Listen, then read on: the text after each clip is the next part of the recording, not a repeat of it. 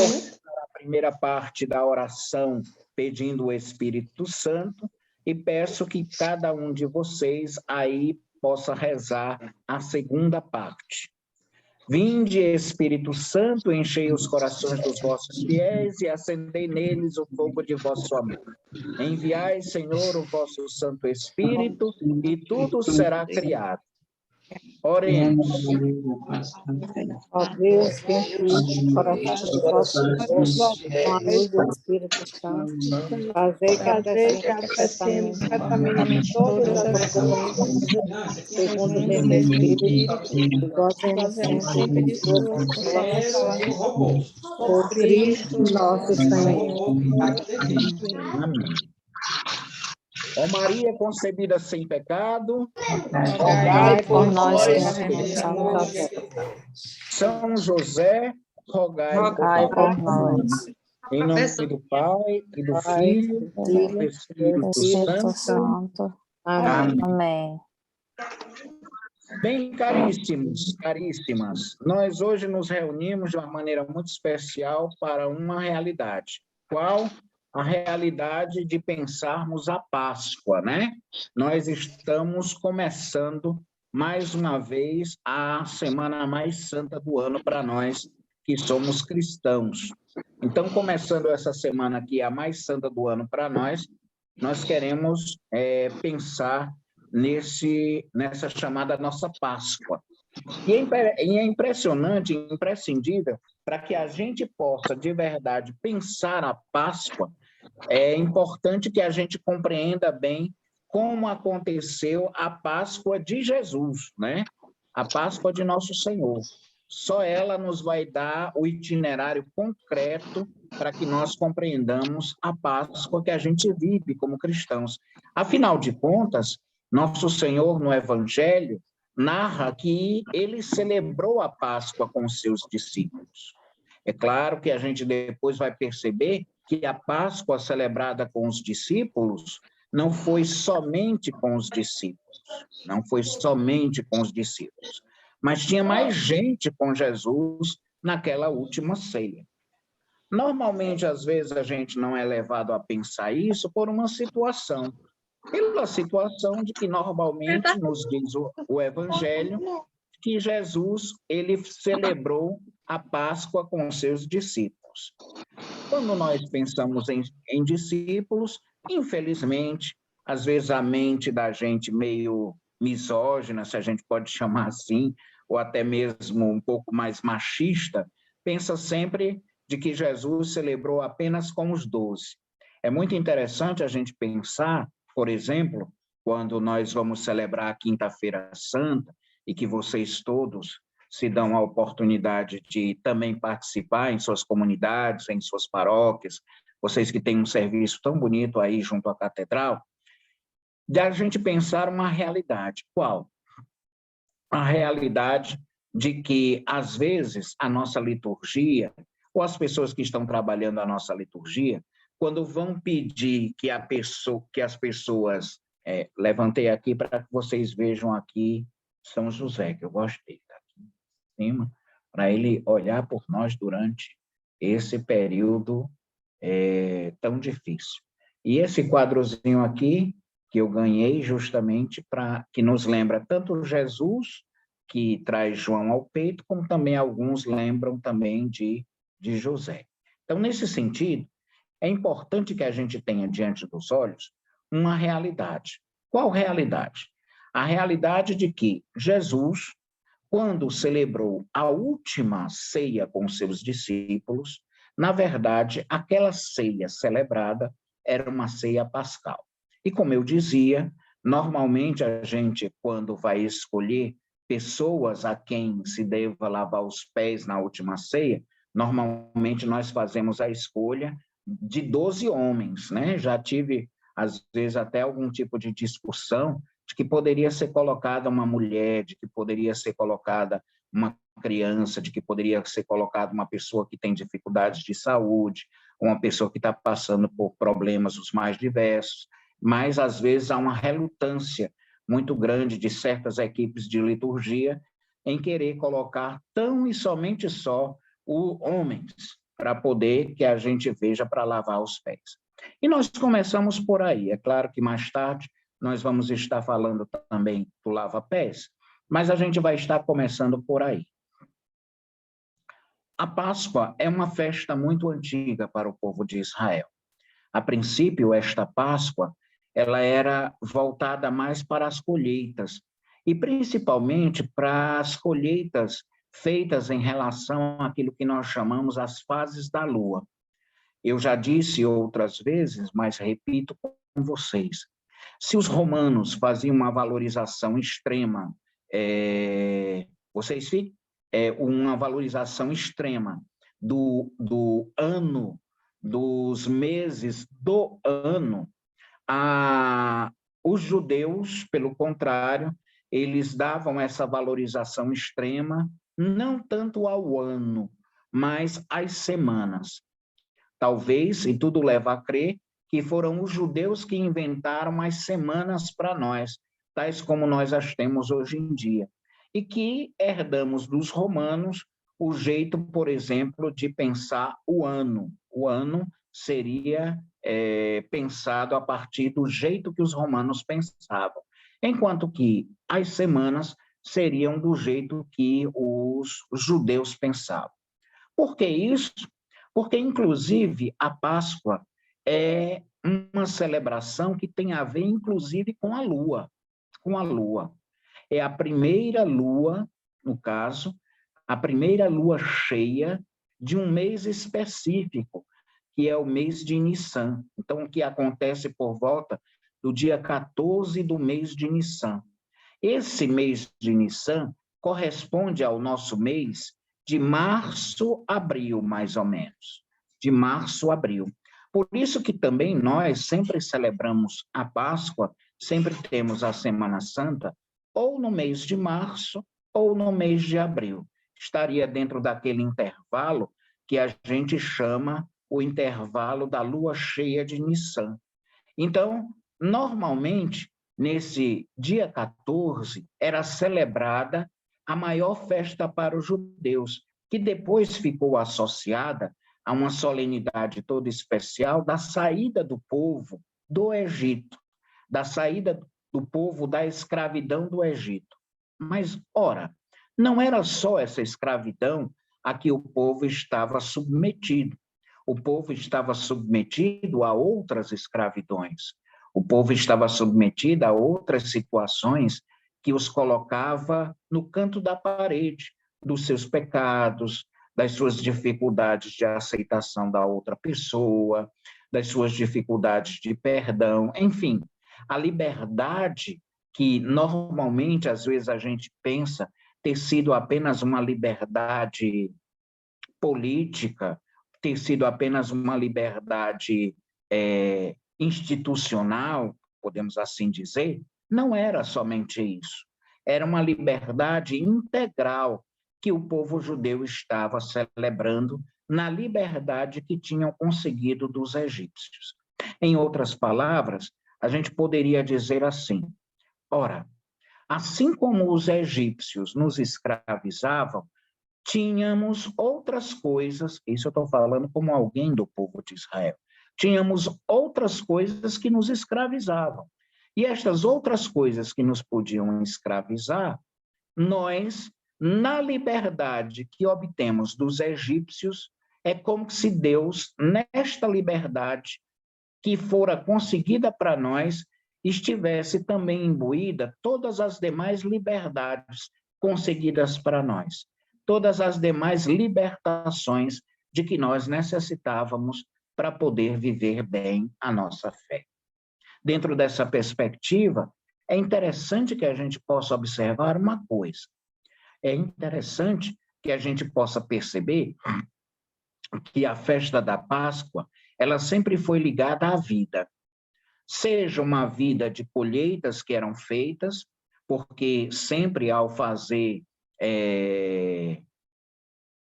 colheita de algum tipo de fruto da terra, de alguma semente a qual eu plantei, que dera os seus frutos para mim, na verdade, celebrar colheita é celebrar alimentação. E lembrar alimentação significa sobrevivência, indica para nós a situação de vida. Então, mesmo nos primórdios, mesmo antes do Egito, pensar a festa de Páscoa, que se diz em hebraico com o nome Pessa, Pessa, em hebraico, eu já disse para vocês, está mais relacionado a um pulo, a um salto. É a famosa passagem do salto que o anjo exterminador fez sobre a casa dos hebreus para que os primogênitos destes mesmos hebreus não morressem na passagem deste anjo exterminador. Por isso que normalmente as pessoas assemelham com passagem. Não, Páscoa é passagem de uma vida velha para uma vida nova. Quem já não ouviu esse famoso jargão, né? Essa famosa frase? É importante a gente pensar que não é qualquer passagem, mas é a passagem, por exemplo, de um patamar inferior para um patamar superior. Eu antes estava numa dimensão de morte, de pecado, de escravidão, e sou elevado e sou colocado e me fazem justamente ter um salto para uma dimensão outra. Assim como o anjo exterminador saltou sobre a casa dos hebreus para que não levasse os seus filhos primogênitos, assim também nós somos livres de todo mal. Deus nos liberta por completo, Deus nos livra de todo mal. Nós que hoje estamos aqui pensando sobre essa dimensão de Páscoa, não é à toa que estamos fazendo no dia de hoje, neste sábado, que antecede o Domingo de Ramos. Amanhã, aqueles que verão depois esse vídeo, vão saber que amanhã está começando a Semana Santa, logo que amanhã é o chamado Domingo de Ramos. Então, toda esta semana vai girar em torno daquilo que nós chamamos o Tríduo Pascal, que vai acontecer na quinta, na sexta e no sábado santo. E toda a nossa fé pode assim ser compreendida, pode assim ser condensada a partir dessa realidade do Tríduo Pascal. Eita, deixa eu ver. Olha, está até levantado. Menino, está levantado. Ajeitar para não parecer feio na filmagem. Então, dentro dessa característica, a gente vai poder ver uma realidade. A realidade de que Deus quer fazer novas todas as coisas. Quem não ouviu essa famosa passagem da Escritura, né? Eis que eu faço novas todas as coisas. Eis que eu faço novas todas as coisas. Bem, essa famosa passagem que surge para nós no Antigo Testamento, no Novo Testamento, no Apocalipse, enfim, nos mostra aquilo que Deus sempre quis fazer com o seu povo. É importante que a gente perceba uma coisa. A festa de Páscoa, por ter surgido num ambiente pastoril, num ambiente nômade, quer dizer, num ambiente em que as pessoas iam vagando pelo deserto em busca de uma terra na qual eles pudessem ficar, plantar, se estabelecer, era uma prática muito comum. Porém, para que isso pudesse acontecer, para que eu tivesse plantações e colheitas, era necessário que o povo parasse de andar. Era necessário que houvesse aquilo que a gente chama de sedentarização. Quer dizer, de que o povo, outrora andando pelo deserto, ele tivesse que parar. Então, as primeiras Páscoas, podemos assim dizer, as primeiras celebrações da Páscoa, enquanto única realidade, quando eu falo de as Páscoas, eu estou falando da renovação desta festa que era anualmente vivida, porém, é em um tempo próprio, é um tempo adequado para que tudo ficasse entendido para o povo enquanto esta grande libertação. Ora, logo depois que eles já começavam a celebrar as colheitas, aconteceu um problema com a comunidade dos hebreus. Eles foram abraçados pelos egípcios. Os egípcios os abraçaram. Quer dizer, eles tiveram que ir para terras egípcias, talvez devido às grandes secas, como nos indica, por exemplo, o livro de Gênesis, né? Como nos indica o livro de Bereshit, que é o primeiro livro da Bíblia. Então, o livro de Bereshit, o livro do Gênesis, vem a dizer para nós que, devido à grande fome, José trouxe sua família para morar no Egito.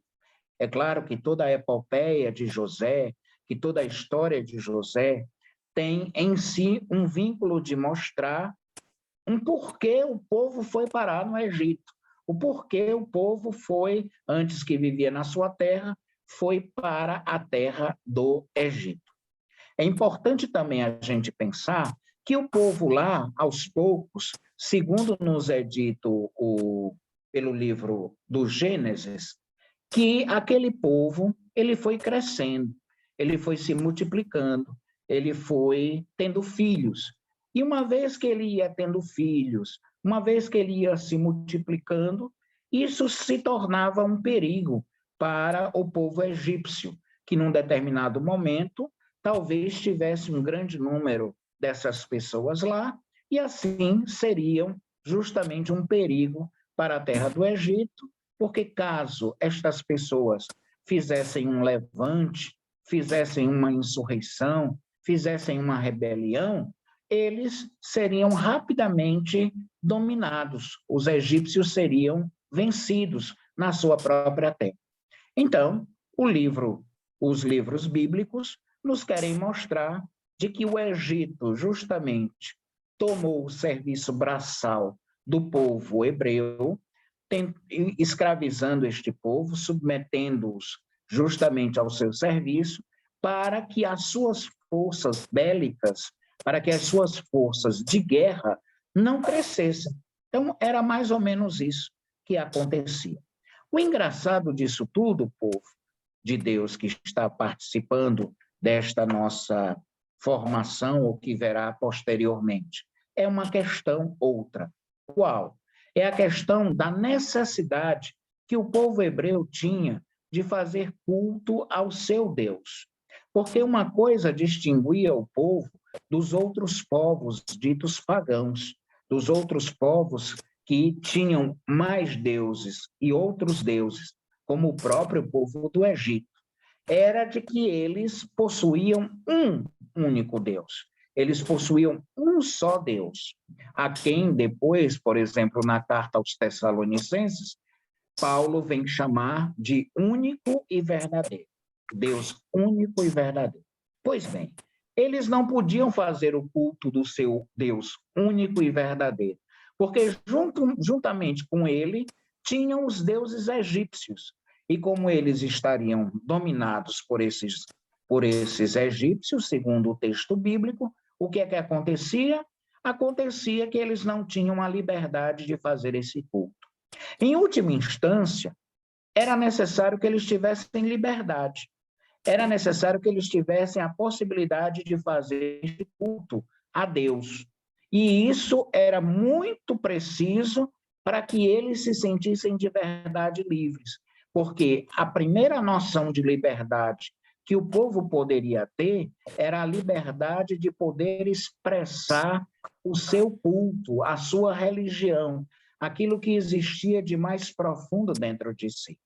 Então, o texto bíblico nos vem a falar de que foi pedido para que eles pudessem ir ao deserto para fazer este culto.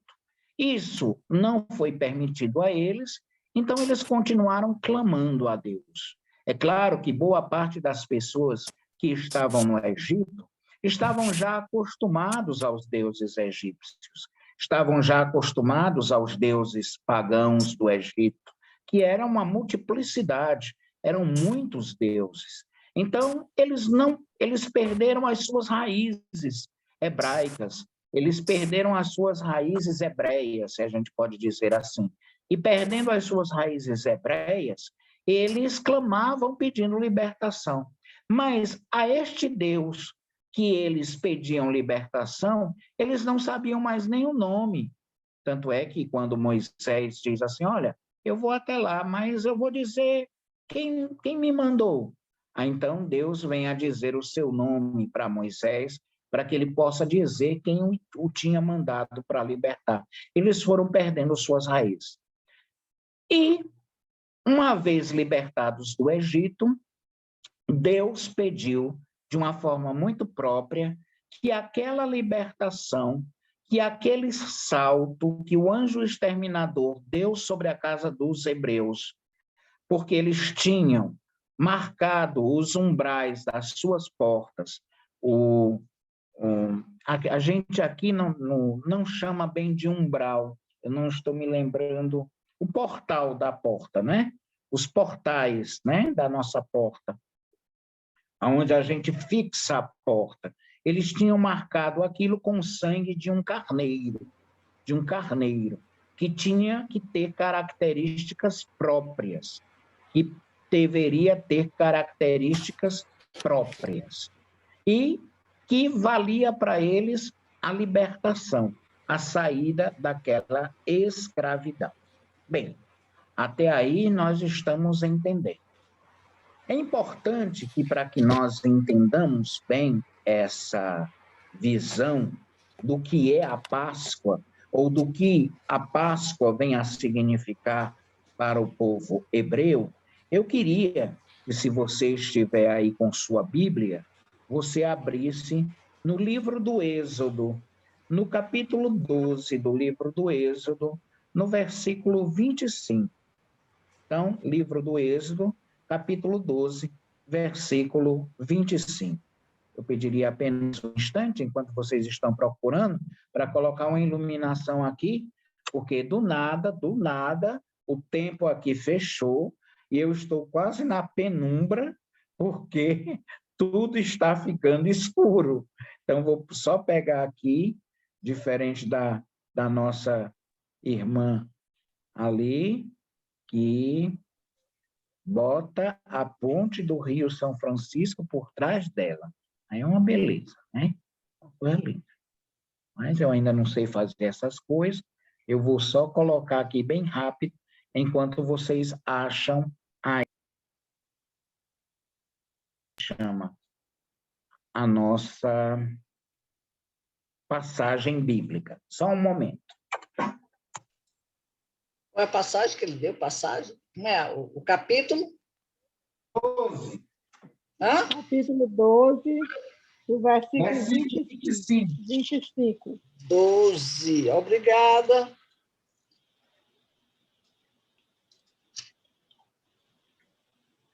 Já está marcado aqui 12, seção, capítulo 12, páginas... Não, tem que dizer página.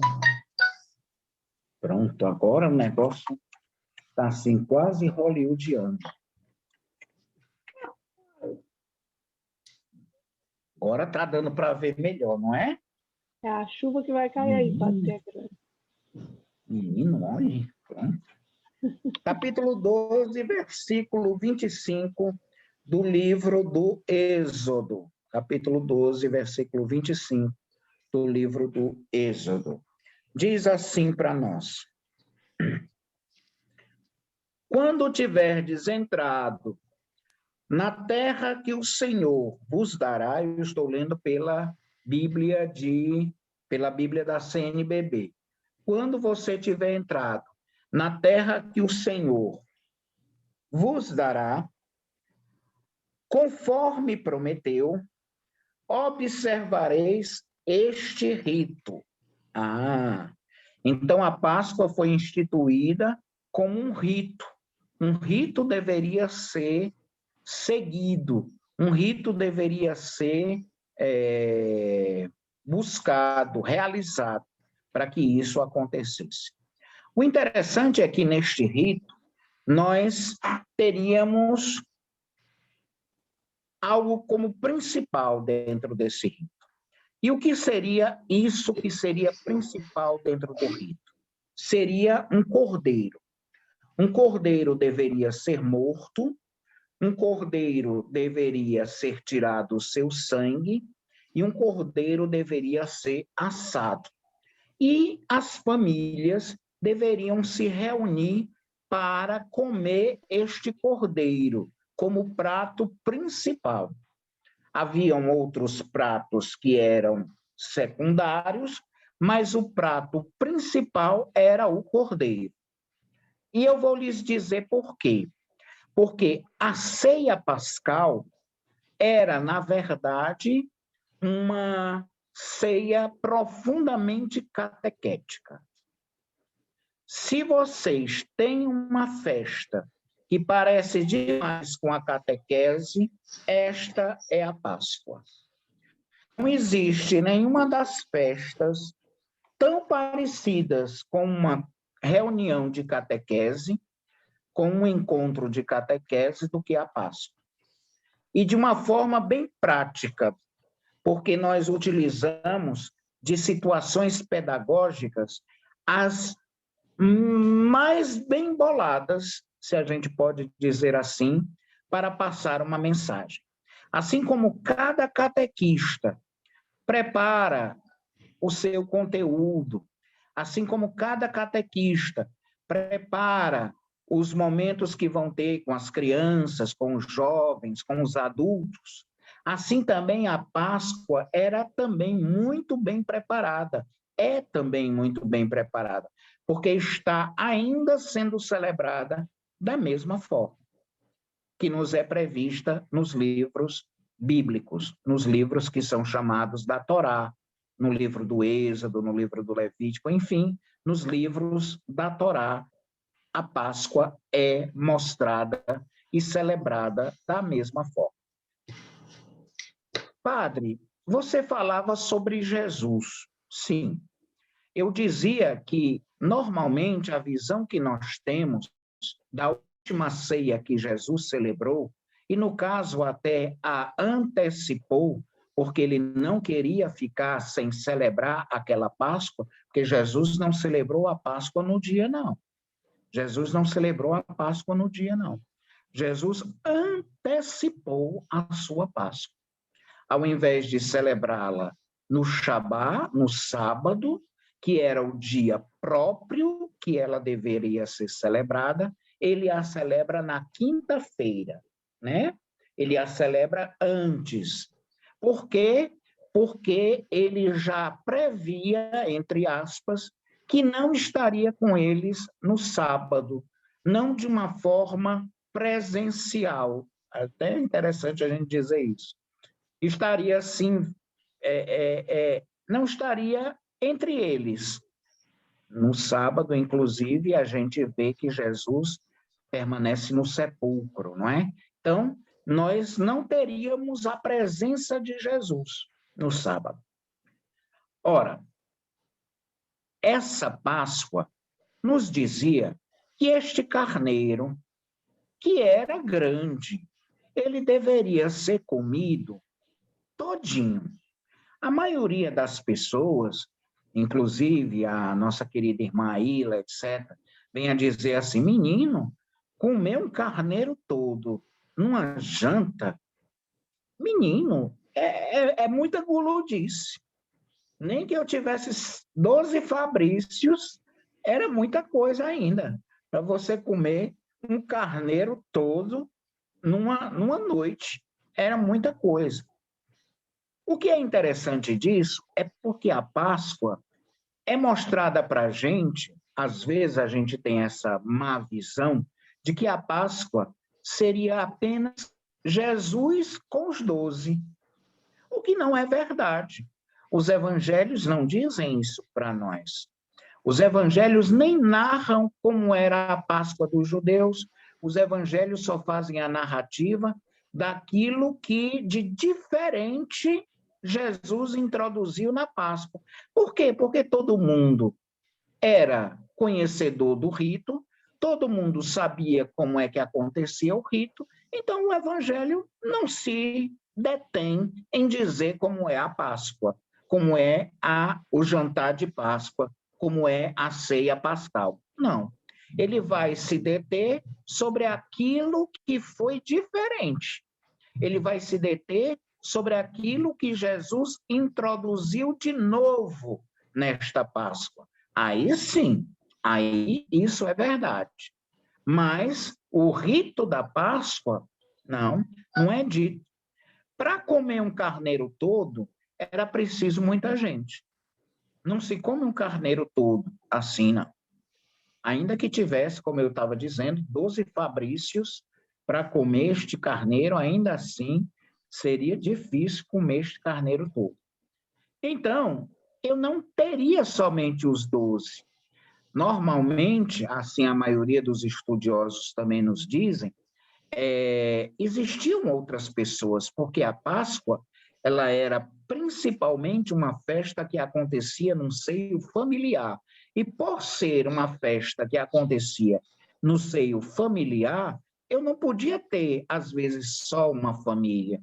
Às vezes eram famílias inteiras que se reuniam, eram pessoas que se reuniam. Lembrem, por exemplo, do dia de Pentecostes, como nos é narrado no livro de Lucas, que diz que existiam outras pessoas naquela sala de cima. E foi justamente aquela sala de cima em que a tradição cristã indicaria que lá também foi feita a última ceia de Jesus. Pois bem, talvez fosse até mesmo as mesmas pessoas. Era muita gente. Mas, padre, por que é que no Evangelho diz que era só Jesus com os 12? Não diz. No Evangelho não diz, não. É porque, de verdade, a gente está com aquela famosa pintura do Leonardo da Vinci na cabeça, que é a Última Ceia, e que mostra ele sentado numa mesa e os 12 ao redor dele, 6 de um lado e 6 do outro. E é quase uma quadrilha, né, de São João. 6 de um lado, 6 do outro. E aí Jesus no meio. Então, a visão do Da Vinci foi essa. E isso imprimiu, às vezes, no nosso imaginário popular, de que a ceia também só eram 12. Eu já tinha falado outras vezes da crucifixão de Jesus, em que era dito que Jesus foi crucificado entre ladrões. Sim, foi. Mas não significa dizer que eram só os 3 que estavam lá, não. Não significa dizer isso, não. Primeiro que era custoso para fazer uma crucifixão. E os romanos crucificavam mais ou menos de 20 para lá. Então, não era só Jesus e os outros 2 que foram crucificados naquele dia. Tinha, obviamente, mais gente. Mas era isso que o Evangelho queria mostrar. O destaque, o foco era esse. Assim como o foco que é dado na última ceia não é sobre a ceia. A ceia pascal, todo mundo já sabia como era. Era sobre o quê? Era sobre o que de diferente existia na ceia. O que é que Jesus disse de diferente? O que é que Jesus, em gestos, fez de diferente? O que é que Jesus modificou na ceia pascal original que celebrava a saída do povo do Egito? Normalmente, esta ceia, eu dizia que ela era profundamente catequética. E é. Ela começa justamente, eu vou dar porquês de eu achar que existiam muitas pessoas naquela ceia, e não somente os 12. Poderia ser feita só com os 12? Não, não poderia. Por quê? Porque quem acende logo as velas da festa não é um homem, é uma mulher. Não podia ser um homem que acendesse as velas da festa. Ah, não, padre? Não. Não podia ser um homem. Tinha que ser quem? Uma mulher. E necessariamente deveria ser uma mãe de família. E é, padre? É. Na ceia judaica, existia um candelabro de 7 braços que se chama de menorá. Menorá, em hebraico, significa a luz, a chama da luz. E essa menorá, ela era acesa pela mãe de família. A mãe de família fazia a bênção daquele fogo que ia ser colocado naqueles 7 braços daquele candelabro, na menorá. E era, padre, era. E assim se começava a ceia de Páscoa. Todos vocês devem lembrar, por exemplo, que a nossa celebração do Sábado Santo começa com a celebração do fogo. Não sei se vocês lembram disso.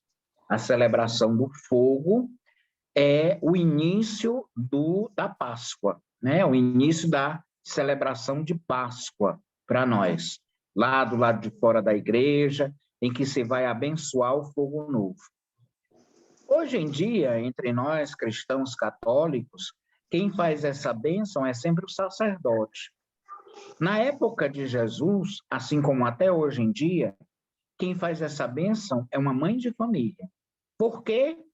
Porque assim como o mundo tinha sido criado e a primeira coisa a ser criada durante toda a criação tinha sido a luz, então a luz viria a dar vida a todas as coisas. A luz viria a iluminar todas as coisas. A luz iria a dar um sentido a todas as coisas, porque as coisas só seriam percebidas, utilizadas, vividas a partir da luz. E é interessante que a mãe de família, fazendo isso, dava esse itinerário de vida. Por quê? Porque para o povo de Israel, quem é que dá a vida? É a mãe. A mãe é aquela que dá a vida. A mãe é aquela que promove a vida. Então, nada mais justo do que quem acendesse as velas da festa, acendesse as lâmpadas, que era de azeite, acendesse as lâmpadas e colocassem nessa menorá, né, nesse candelabro de 7 braços, fosse a mãe de família. Neste sentido, é importante que a gente veja a importância também aí da mãe. Era uma das mães que eram escolhidas.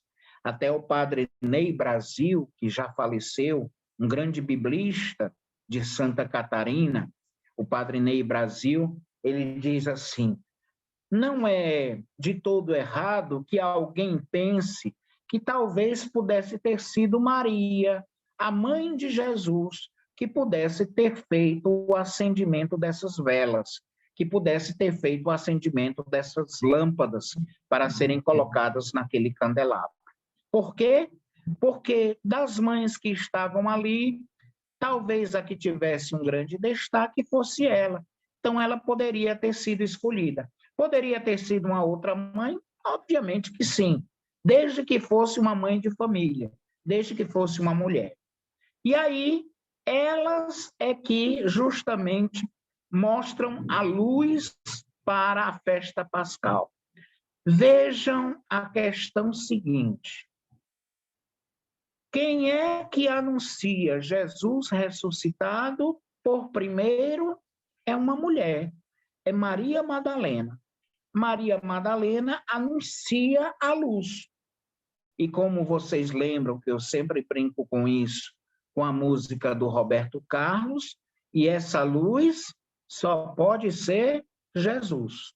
Então, assim como a mãe de família acendia as luzes da festa, como uma mulher acendia as luzes da festa numa ceia pascal, Maria Madalena mostra também a luz de Cristo para as pessoas.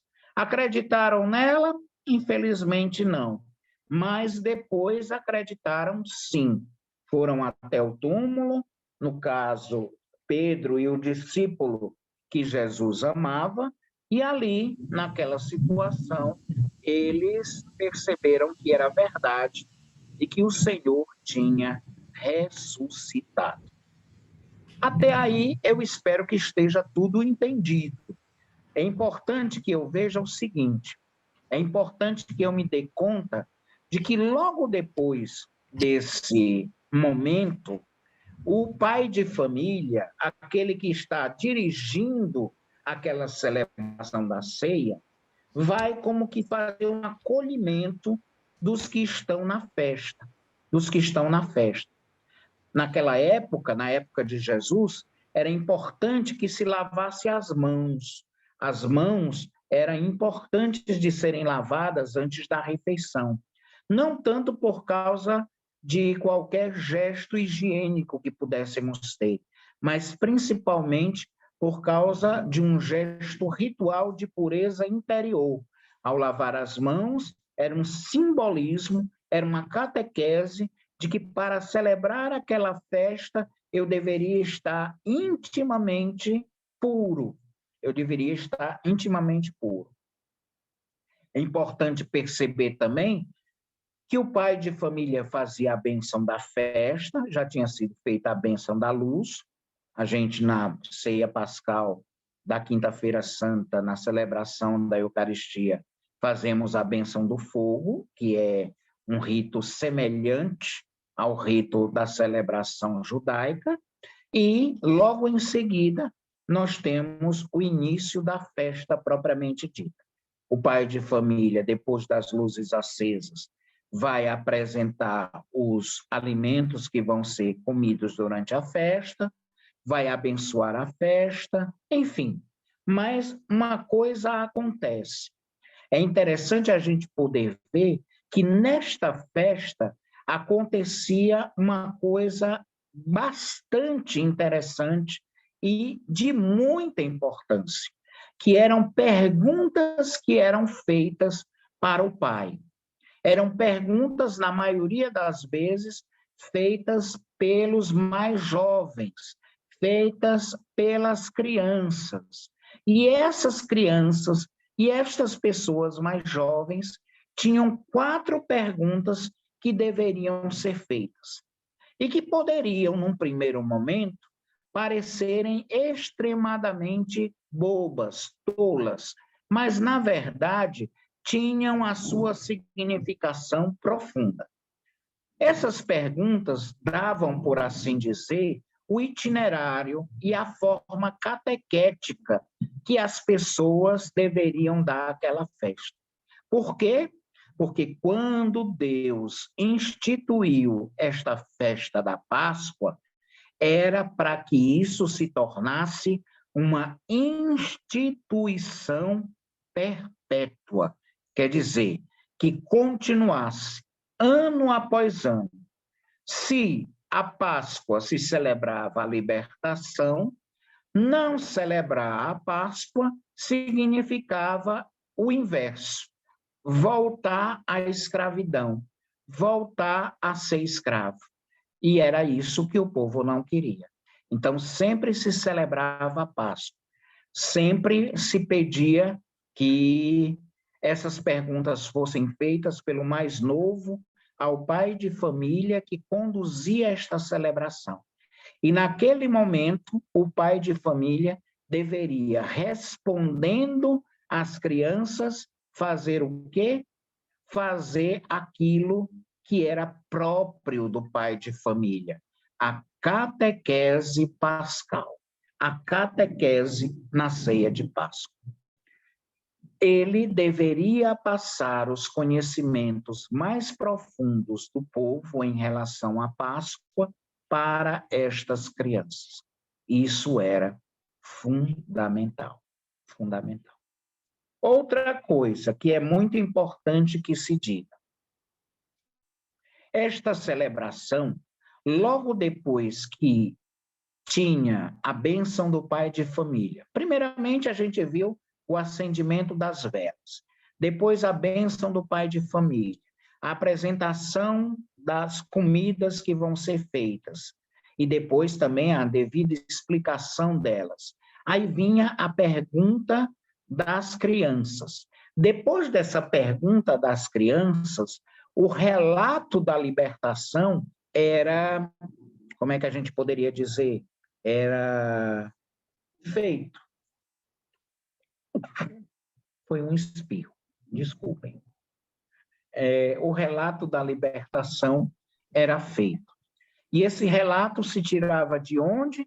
Do livro do Êxodo, em que mostrava que o povo tinha sido livre por intermédio de Moisés, mas tinham sido livres por Deus mesmo. que com mão forte e braço estendido os tinha tirado do Egito. O importante aí é que as crianças vão ser respondidas não somente por aquilo que o pai de família achava, mas pela tradição já escrita e falada do próprio povo, que indicava que aquelas perguntas, embora parecessem bobas, na verdade não o eram. Na verdade, eram perguntas que a gente diz muito necessárias de terem sido feitas. São sempre as mesmas perguntas, padre? Sim, são sempre as mesmas perguntas, porque a catequese era exatamente a mesma. Por que esta noite é diferente das outras noites? Era uma pergunta que estava acontecendo. Por que é que hoje a gente come pão ázimo e não come pão com fermento? Ora, pão ázimo a gente não costuma comer. E logo numa festa a gente vai comer, era estranho. Por que que hoje a gente come ervas amargas? Por que hoje a gente come haroset, que era uma comida feita com uma pasta de ameixa, de amêndoas, e que era bem doce, que era agradável ao paladar. E nas outras noites e nos outros momentos não se comia. A resposta disso tudo vem com o pai de família, que depois de dar uma resposta por ele e pelo rito, vai se ler o relato. Relato esse que a gente chama com o nome de Agadá, ou de Hagadá, Hagadá de Páscoa, que é o relato bíblico, é o relato que existe nas Escrituras da saída do povo do Egito. Depois que isso é feito, existem dois ritos muito próprios dentro da... Aliás, três ritos muito próprios dentro da ceia judaica. Que ritos são esses? Existia, como eu dizia, o rito de lavar as mãos. Ora, mas o rito de lavar as mãos, Jesus faz disso algo diferente. O que Jesus faz de diferente? Ele começa a lavar os pés dos seus discípulos. Normalmente, a maioria de nós, assim como até mesmo a interpretação primeira da igreja, vem a fazer uma ligação com a humildade de nosso Senhor. Ele que é humilde e que lava os pés dos seus discípulos. Nós também deveríamos fazer os mesmos. Mas, como nós sabemos, essa dimensão da humildade do lava-pés está mais ligada à acolhida que a gente deve fazer, ao gesto de trazer para junto de si, ao gesto de fazer com que a pessoa se sinta à vontade e segura debaixo do meu teto. Eu dizer que estou lavando os pés de alguém, eu estou acolhendo aquela pessoa como da minha família, como ela debaixo do meu teto vai ser tratada da mesma forma que o meu pai, que a minha mãe, que a minha esposa, que os meus filhos. Por quê? Porque no momento em que eu lavo os pés, isso é algo que denota um acolhimento. Às vezes, nós, talvez desprevenidamente, não é de todo errado, mas nós desprevenidamente, nós sempre associamos isso a uma realidade que o escravo fazia. Na verdade, não era bem o escravo que deveria fazer esse tipo de serviço, mas era um pai de família. Assim como se eu for na casa de cada um de vocês, eu não vou esperar que algum funcionário, ou como se diz hoje em dia, algum secretário ou secretária do lado de vocês, fiquem comigo na sala. Eu vou esperar que quem fique comigo na sala, vocês. Eu vou esperar conversar com vocês, e não com um empregado, e não com alguém que esteja a serviço da família. Não é isso. Jesus também é aquele que não faz às vezes de empregado, mas como bom pai de família que é ele que lava os pés dos seus discípulos, para dizer, olha, vocês são importantes para mim, vocês são da minha família. Então, não existe qualquer coisa que pode justamente nos separar. Vocês são importantes para mim. O que não deve ter acontecido, por exemplo, com Judas, ao ter tido os pés lavados por Jesus. O que não deve ter sido, não é? Então, essa é uma questão muito séria a ser vista. Lavar os pés não era propriamente um gesto útil que os escravos fariam. O gesto de lavar os pés era um gesto que o pai de família deveria fazer, como um gesto de hospitalidade extrema, ao dizer que eu não tenho nada agora contra você, porque se eu sou capaz até mesmo de lhe lavar os pés, então não existe nada que possa fazer aquilo de distanciamento entre nós. Então, todas e quaisquer resistências seriam quebradas nesse sentido. Todas e quaisquer dificuldades seriam rompidas neste momento. E era próprio do pai de família fazer isso. Dar o ósculo da paz, o beijo da paz, como que acolhendo, e também lavar os pés. Era uma forma de alguém que vinha de uma viagem longa, se sentir mais à vontade, se sentir confortável. E ali eu estou dizendo, você está em casa.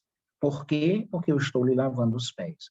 Você está na minha casa, não como um estrangeiro, mas você está na minha casa como membro da minha família. É mais ou menos isso. Por isso que, normalmente, isso não seria feito de uma forma bem clara com alguém que já pertencesse à família. Não. Alguém que já pertence à família já é da família. Normalmente, a gente faz isso com aqueles que a gente quer que se sintam da família, que se sintam em casa, que se sintam à vontade. Então, a gente faz isso não é com todo mundo. Quando Jesus foi lavar os pés de Pedro, Pedro reluta. Por quê?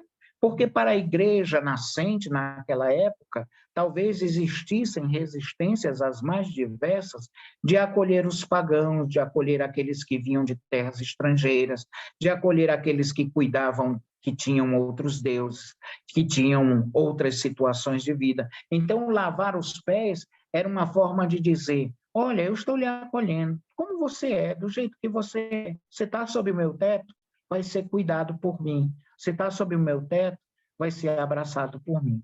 Isso é fundamental. Uma coisa também que é muito importante que se diga é que essa resistência imposta por Pedro denotava talvez não uma resistência do próprio Pedro, mas na pessoa dele, uma resistência da igreja primitiva em lavar os pés de outros que não pertencessem aos seus quadros ou ao seu jeito próprio de ser. Em outras palavras, quando Jesus diz, Pedro, mas se eu não te lavar os pés, tu não terás parte comigo, quer dizer, tu não farás parte da minha família, tu não estarás na mesma casa que eu. Então aí Pedro rompe a resistência e diz, então, Senhor, não lave somente os pés, mas lave também, me dê um banho. Aí Jesus, aliás, lave também minha cabeça, enfim. Aí Jesus diz assim, olha, para quem já tomou banho, basta que a gente lave os pés. É como se dissesse, bem, a água do batismo já nos fez novos. A água do batismo já nos deu a possibilidade de sermos pessoas novas. Para que nós sejamos novos agora pela caridade, é necessário que nós acolhamos as outras pessoas. É necessário que nós as tenhamos como pessoas importantes na vida da gente. Isso é fundamental. Então, o primeiro gesto de Jesus não foi propriamente com os discípulos, simplesmente porque eles já eram de casa. Não, pelo contrário. Era para que eles assim se sentissem. Era para que eles não se achassem estranhos. Era para que eles se sentissem pertencentes a uma nova realidade. Então, Jesus assim faz. E na pessoa deles estava a representatividade das múltiplas comunidades, das múltiplas pessoas que poderiam estar naquela situação de se achar menores ou menosprezadas porque não pertenciam àquela fé ou não estavam de acordo com, a princípio, com tudo aquilo que Jesus pregava ou dizia. Era como se Jesus estivesse dizendo, venham, como é que diz a famosa canção, eu acho bonita ela, venham, venham todos para a ceia do Senhor, casa preparada. Pois é isso. Jesus faz justamente no gesto esse canto, dizendo, venham todos, participem comigo, estejam comigo. E era isso que Jesus tinha em mente. A humildade, sim, existia, mas principalmente a dimensão da acolhida, principalmente a dimensão da necessidade de se fazer isso. É importante também que a gente veja um outro gesto que Jesus faz. Esse gesto é o gesto do pão e do vinho. Eu já tinha falado para vocês que na ceia judaica não era servido apenas um cálice de vinho. O cálice de vinho, ele era algo grande, ele era algo que cabia assim nas duas mãos. Era uma cuia, podemos assim dizer, para que vocês compreendam bem. Então, era uma cuia. Os cálices que tinham muitas vezes um sopé para beber eram muitas vezes dados aos reis. Mas o cálice primitivo devia ser algo grande, em que se bebia, inclusive às vezes com as duas mãos. E nesta situação, Jesus vem a dizer que aquele é o seu sangue. Jesus vem a dizer, isto é o meu sangue. E neste cálice, esse cálice terceiro que é servido, ele se chama o cálice da bênção ou cálice da redenção. É chamado cálice da bênção ou cálice da redenção. E esse cálice da bênção ou da redenção, é importante também que se diga, simbolizava o sangue daquele cordeiro que ia ser comido, que tinha sido derramado. E por isso, passado nos umbrais das portas dos hebreus, para livrá-los da morte que o anjo exterminador viria trazer. Então, era como se Jesus estivesse dizendo, bem, esse não é o sangue daquele carneiro, esse aqui vai ser o meu sangue. Por quê? Porque o meu sangue é que vai dar redenção para a vida de vocês. O meu sangue é que vai ser a bênção toda especial na vida de vocês. E vocês não serão mais prisioneiros dos seus pecados. Isso eles já tinham bebido 2 cálices cheios de vinho. Já seria o terceiro. Então, eles já estavam chamando o urubu de meu louro na situação. Porque, perdoe minha expressão, mas é para dizer justamente que eles já deviam estar altos nessa situação. Ah, padre, mas será que era vinho com álcool? Era, porque a palavra grega que é utilizada no texto é para designar um suco de uva fermentado. Então, tinha álcool, sim. Certos irmãos evangélicos que dizem que não, mas a palavra grega não deixa dúvidas. Era para uma bebida fermentada, né? Oinos significa uma bebida fermentada. Se com pouco ou muito álcool, isso não importa, mas que tinha álcool, tinha. E ali Jesus toma aquela bebida e diz, isto é o meu sangue. Então, não precisava dizer que aquilo seria uma redenção que tinha sido dada no Egito Antigo. Não, ele mesmo era este sangue derramado. Ele era o Cordeiro. Ele era o novo Cordeiro Pascal. Então, é um novo dado que surge para nós. E um terceiro e último dado era o dado propriamente do pão.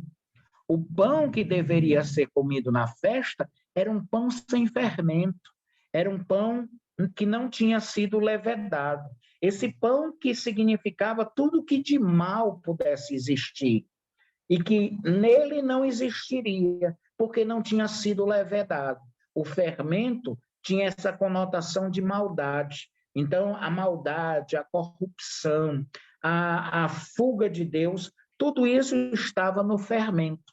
E ali, uma vez que a massa não tinha sido fermentada, automaticamente significava dizer que era um pão novo, um pão que nos traria redenção, que nos traria vida em plenitude. Então, a gente ia ver que existe todo um princípio de nos mostrar algo novo, algo que seria uma novidade assim proposta. Então, isso é fundamental que a gente lembre. Queria citar essas três principais situações, por serem elas de suma importância para que a gente compreenda a ceia que Jesus fez.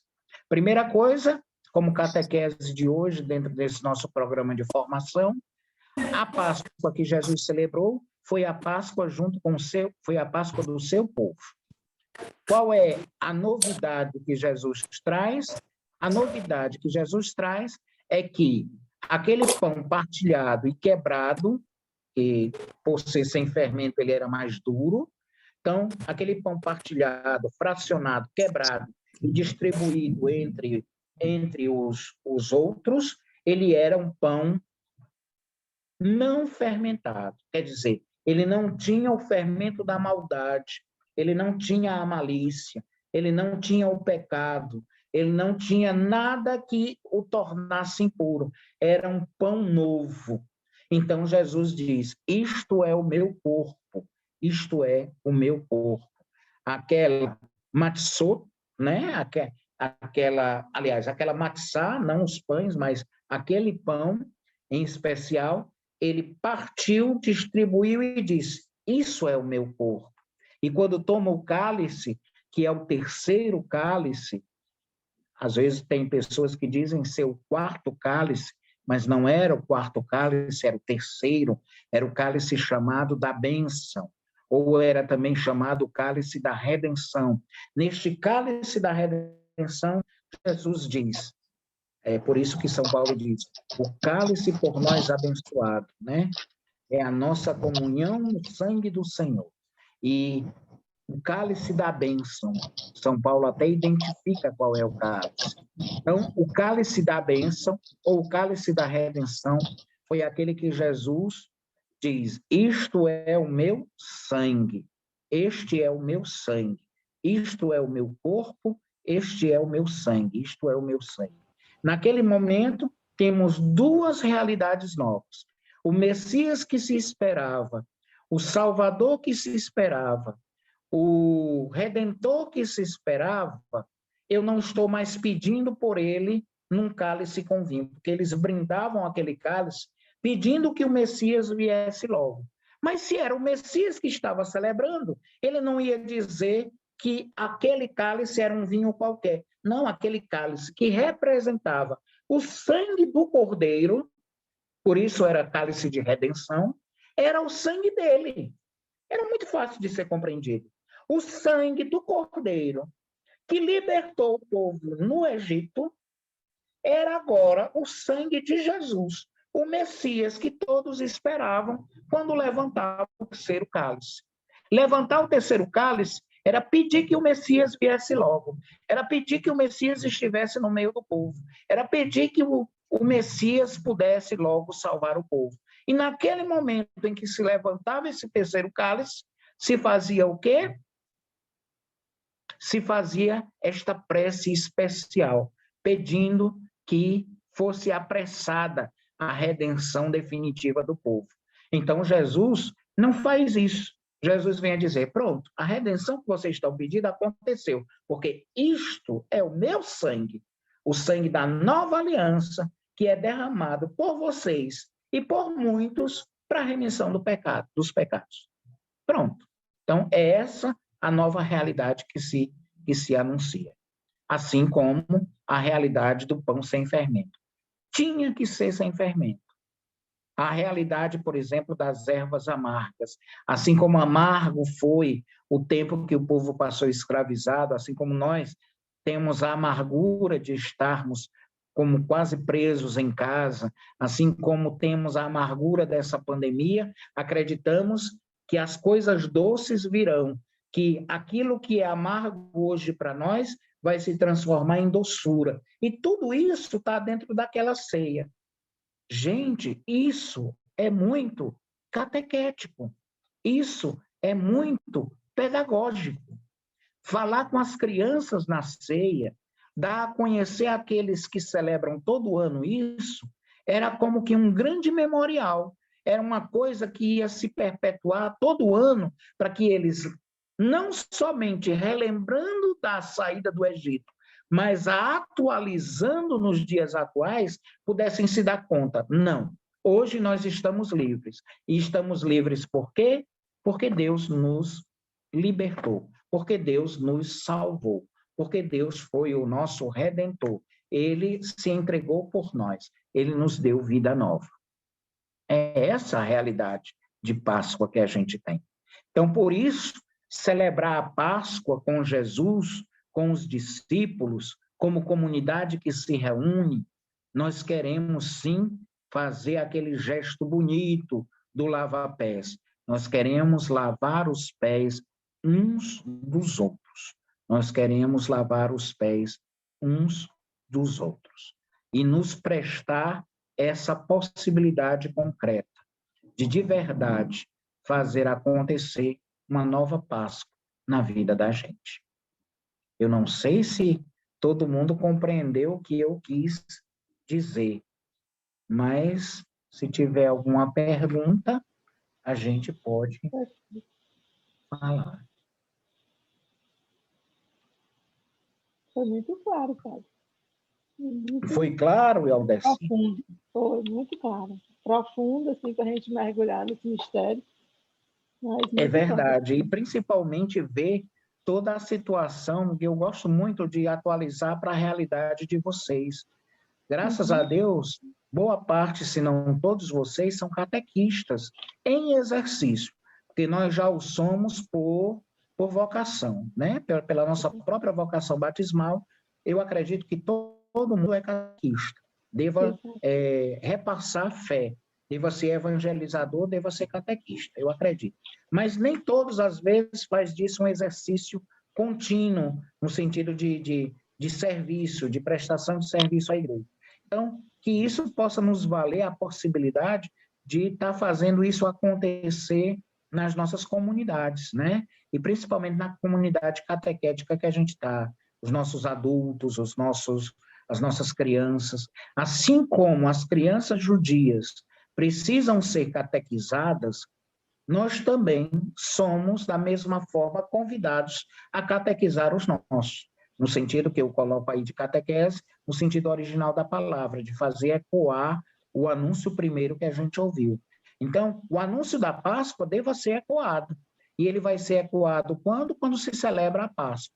Então, do mesmo jeito, cada um de nós deve igualmente fazer ecoar nos nossos encontros de catequese, nos nossos encontros em que se pergunta, não achemos de jeito algum que as perguntas dos nossos catecúmenos, dos nossos catequizandos, vão ser perguntas bobas.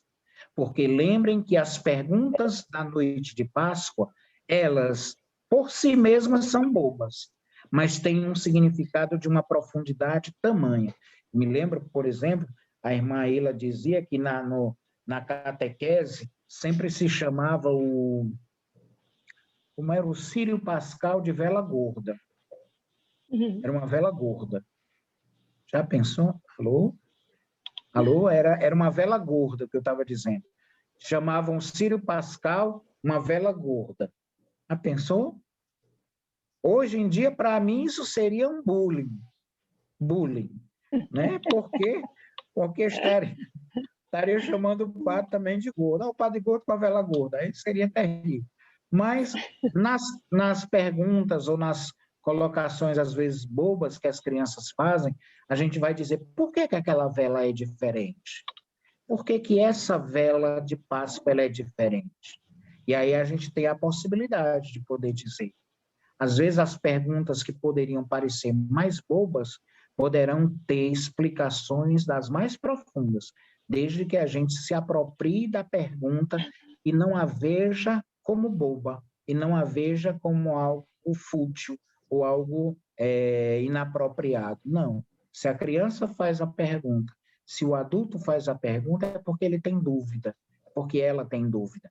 Então, que nós possamos responder fazendo com que o profundo aconteça na vida dele ou dela. E isso é o que acontece na noite de Páscoa. Amém? Amém. Amém. E coisa boa. Sempre quando eu me encontro com vocês, eu me refestelo. Vejo cada um. Faz mais ainda. Olha, e me refestelo com vocês, né? Com uma Hoje, neste taça, dia com uma chuvoso, taça com uma taça ou com mais? Porque eu me refestelo com 3 taças quando o senhor vem dar. pronto, às vezes eu me refestelo como eu sou Na maior, primeira logo. mais de taça. Mas é Fico assim, refestelada com 3 taças ouvindo o senhor. menino de Deus, com 3 taças. Depois a gente Ave fica... Maria, o Rosário já fica... Não, só para efeito de fixação. É verdade. Né?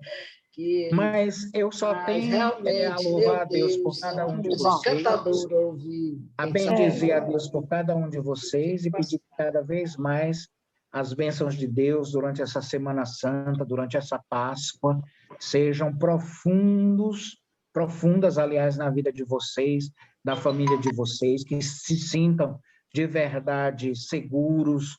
Nosso Senhor, pelo manto de Nossa Senhora das Dores, proteja a família de vocês, as pessoas que vocês amam e as livre de todo mal, não é? A Aldeci, por exemplo, é médica, um filho médico, menino, deve dar umas coisas assim na cabeça, que só Deus sabe, às vezes, na hora, né? Mas Deus vai ajudando a vida da gente. E a todos os que têm algum falecido ou alguém que esteve doente por causa da pandemia, a gente só tem a rezar, pedir a Nosso Senhor que tudo isso normalmente passe logo. Que a nossa Semana Santa seja profundamente abençoada e que Nosso Senhor nos possa ajudar fortemente. Amém? Amém. Amém. Eu vou rezar uma Ave Maria. Obrigada.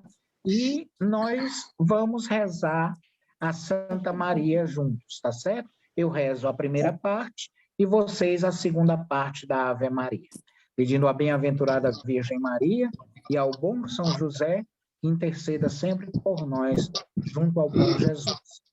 Ave Maria, cheia de graça, o Senhor é convosco, bendita sois vós entre as mulheres. E bendito é o fruto do vosso ventre, Jesus. Santa Maria, Mãe de Deus, rogai por nós, pecadores, agora e na hora da nossa morte. Amém. Obrigado, Aldeci, a Mônica, a Deus.